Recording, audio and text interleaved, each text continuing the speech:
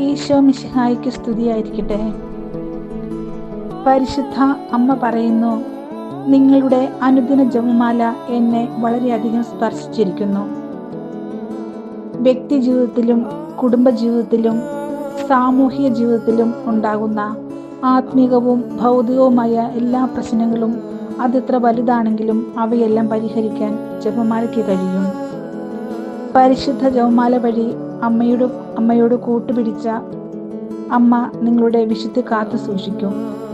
പാപ സാഹചര്യങ്ങളിൽ നിന്നും അമ്മ നമ്മളെ രക്ഷിക്കും. അമ്മയുടെ വിമല ഹൃദയത്തിന് സമർപ്പിക്കപ്പെട്ട ഒരാത്മാവും നശിച്ചു പോകുവാൻ അമ്മ അനുവദിക്കുകയില്ല. പരിശുദ്ധ അമ്മയോട് ആരെല്ലാം ചേർന്ന് നിൽക്കുന്നുവോ അമ്മ അവർക്ക് ഈശോയുടെ തിരുമുഖം കാണിച്ചു കൊടുത്തിരിക്കും. എല്ലാ ദിവസവും മുടങ്ങാതെ ജപമാല ചൊല്ലി അമ്മയുടെ മാധ്യസ്ഥം തേടാം.